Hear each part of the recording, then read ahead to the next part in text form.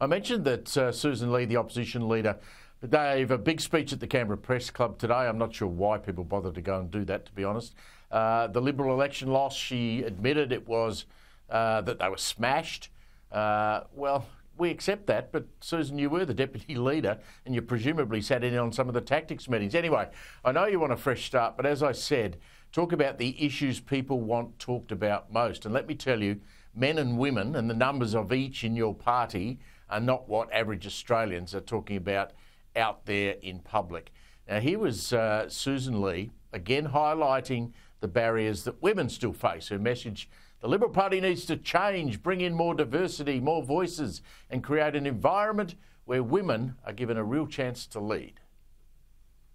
People say the word quotas. What I think to myself is, come on, it's time to get serious about women in the Liberal Party. You can describe it how you want in terms of mandatory, voluntary, state divisions, whatever. I want to work proactively, passionately with our state divisions to achieve more women in the Liberal Party. What we have now is completely unacceptable. I can see Rowan Dean's eye roll from here. He joins me now. I mean, seriously, when you went down to the pub in Bali drinking bintangs with your Bali singlet on last week, was people standing around saying, we need more women in the Liberal Party, we need more diverse voices? Exactly, Steve. Thanks for having me on your show. Listen, when I was at school in Canberra at Forest Primary, they had a board up on the wall which had all the words that you weren't. Our teacher insisted we were never allowed to use certain words, and there was about half a dozen of them, but one of them was nice, N-I-C-E, and we were told under no circumstances ever use that word to describe something, because if it is nice, then you can't think of a better word, then it literally is vacuous. It is nothing. Susan Lee came across as nice. Very nice speech. Very nice things she said. She sounds like a nice person. She was a pilot, and we got all of that stuff. But the problem is what Australians need, forget the Liberal Party, what Australians desperately need is a not nice leader of the Liberal Party. What Australians need is a warrior, someone who will fight to tear down the worst government this nation has seen since Whitlam and possibly before Whitlam. We need a warrior.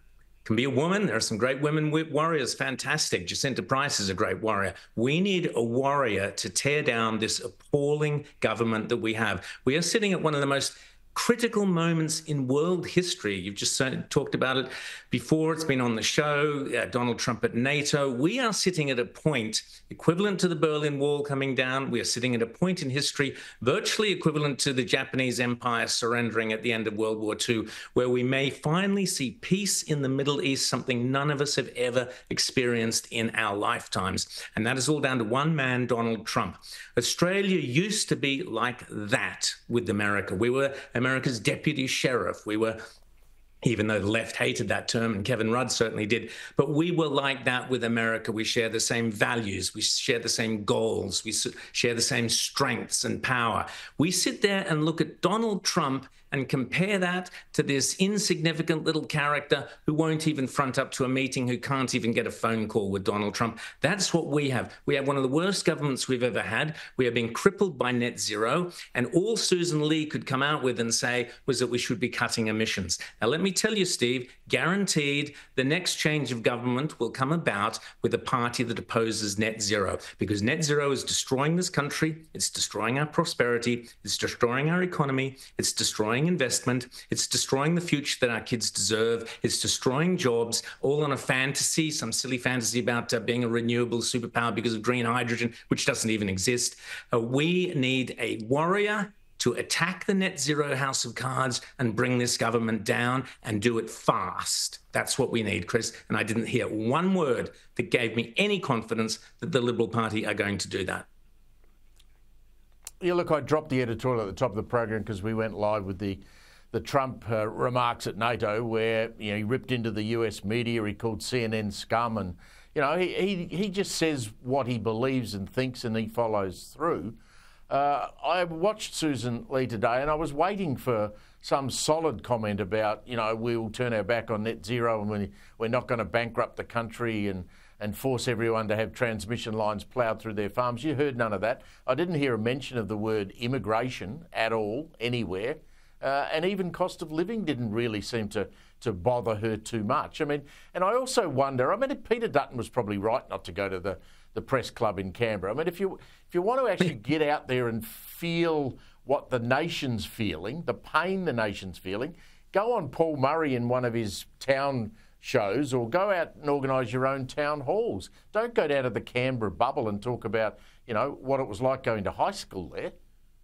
There are so many problems facing this nation. It's probably not it's a rather dispiriting idea that yesterday or the day before we had the E-Safety Commissioner, Julian Munn-Grant, in there at the National Press Club. This was woke central. It was hard to distinguish, actually, between Susan Lee and Julian Munn-Grant for any opposition to the current woke zeitgeist.